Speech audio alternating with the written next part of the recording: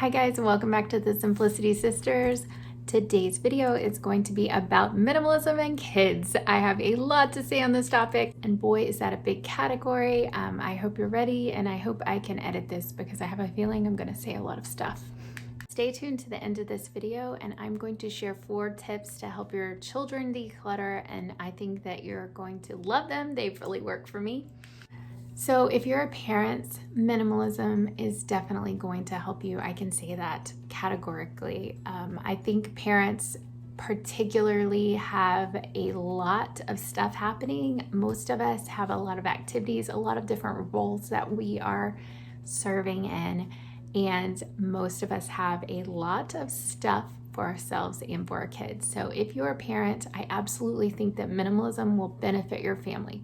So if you're on the fence about this lifestyle change, do it, you guys. So my first suggestion is actually, if you are trying to declutter and trying to minimize your home, I do not recommend starting with the kids stuff, and here is why.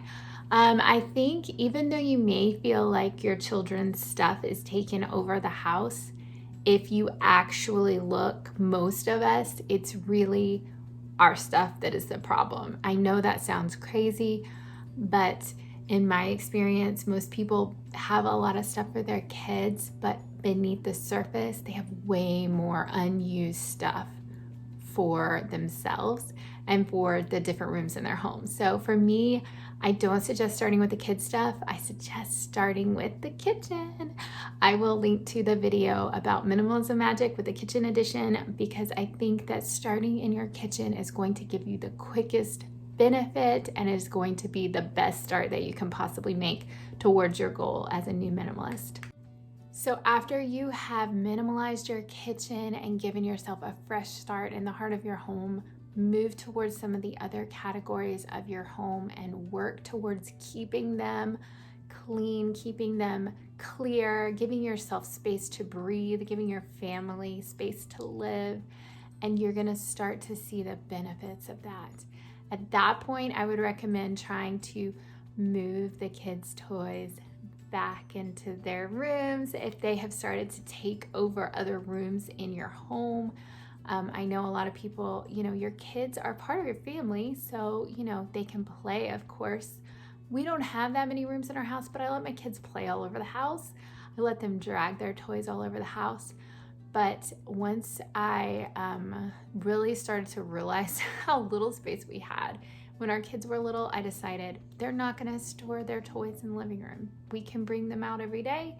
It's totally fine. We have baskets, we have shelves, we have all of these storage areas. We're not going to have toys living in our living space.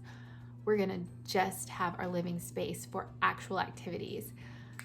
So what are your goals as a family as you get into minimalism? If it's giving yourself more space, if it's reducing your stress, if it's living more true to your values personally as a family, like living more authentically, all of those things, really zeroing in on what your mindset is and your reason for minimalism, I think can really help as you go through this process. So my philosophy with minimalism with kids has sort of changed a little bit over the last year, and that may be because of COVID, to be honest with you. A couple of the things that I was feeling really confident about getting rid of, things have changed a little during our quarantine time. So I feel a little bit more flexible maybe on things that we're keeping versus things that we're letting go of now.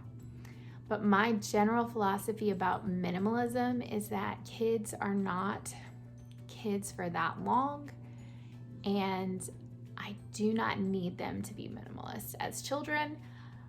I have the goal of our home being warm, welcoming, inviting for all of us and for our friends and family if they are able to ever visit. And we have the goal of being able to keep our stuff clean. It is really, really important to me that my kids can maintain their stuff, that they do not have so much stuff that it is out of control, that they can't pick up their room, that they can't do their chores easily. So for me, I kind of allow my kids to have a lot of stuff compared to, what they could have, what I could, I could certainly pare it down. But for me, it is more important that we just have a functioning home and that we are able to do the stuff we need to do in our home, and that they can have fun and they can have educational items available to them. And basically that's my goal for them. So, they keep it in their room. My son, who is 8, I also think you have to really take into account your family's demographic, your family's location, your lifestyle. All of those things are going to affect how you approach minimalism for your kids and for your home. Because my son is 8 and my daughters are 14, and he is a little bit more, he's more like an only child than like a third child because of that big age gap. And because of that, he doesn't have a sibling to play with him, and we homeschool. So I am fine with him having more toys. He has a lot of toys, but he's got to play by himself. We also, because we homeschool, we don't have a classroom environment that we take them to necessarily for the bulk of our schooling. And that means I feel like it's okay to have more puzzles and more art supplies. Oh my word, so many art supplies. But you know what? It's okay. And also I feel like at this point in my life, I've been parenting for 14 years. 14 years. It sounds so cliche, but they are growing up so fast. My girls are barely even playing with anything now. They play with makeup. How sad. My rules now are really different than they used to be. Now, it's fine if you have a million craft supplies in your room. It is fine if you have a zillion Legos, as long as you are able to clean up your room easily. It is okay with me. It's not a big deal.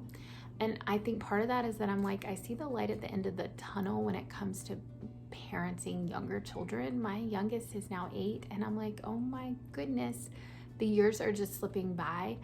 And I'm starting to realize that there is going to be a time when we don't have toys on the floor. Everybody does things differently. If it's important to you that your kids have fewer toys, more power to you. I think kids with fewer toys can oftentimes be the most creative and the happiest, and just absolutely love a low stuff environment. So I think that can work wonderful. My kids have a lot of stuff right now, and it's okay. It's really okay. My next video is going to share some of the things that I have done, especially with my youngest son, to help him keep his room clean. As we talked about, it is important to me that my kids can pick up their rooms and that our whole house can be cleaned really quickly. That is one of my biggest goals with minimalism. So in my next video, I'm going to share some of the things that we've done to help make my son's room easy to maintain and easy to clean and just pick up at the end of the day. So definitely subscribe if you're interested in seeing that. I hope it will be able to go live next week. You guys have a wonderful day. Thank you for watching, and we will see you next time. So as promised, here are my 4 tips for helping your child to declutter. I will warn you that they might be considered bribery or possibly manipulation, but I do not advocate throwing away your children's toys while they are not looking or behind their backs. A lot of people say that that's the way to do it, and I just don't agree with that. So these are the things that I do. They may be considered a little bit bribey though, but this works for me.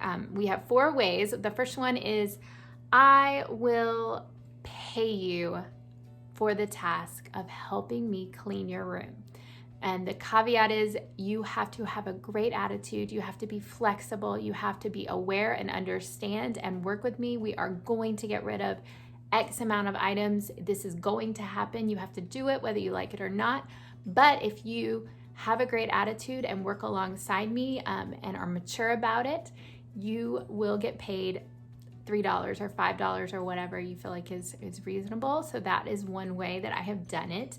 I think it is a little bit easier for them to do the task if they feel like they are being paid, which, we don't give our kids allowances and we don't give them spending money.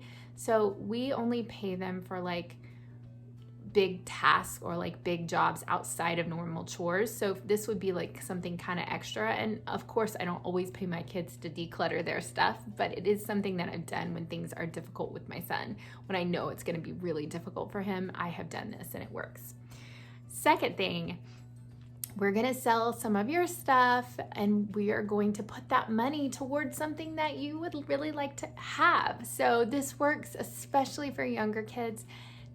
Even if it's something small, if it is something that they really want right now, they are willing to get rid of a lot of stuff to earn it. So I will sell some of his stuff at yard sale prices or almost give it away, but then I will purchase the item that he's looking for with the money that we made.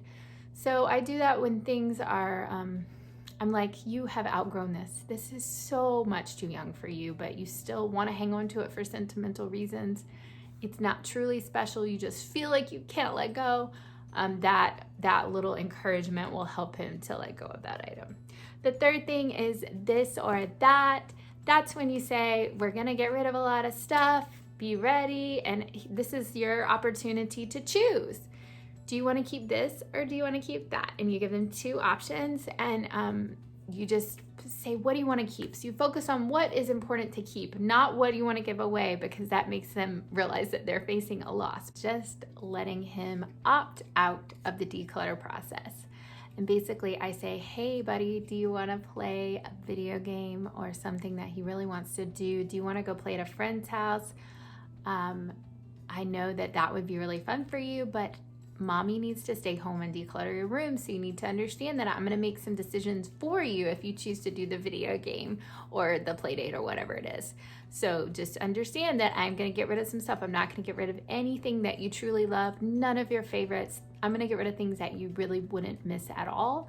And that works for him. He's like, okay, I'd rather play video games than clean my room. So it's just another way of changing the perspective, and hey, it might work after all for you. So I hope these were helpful tips and I hope they help you with your child. Leave us a comment. Let us know how you declutter with your children.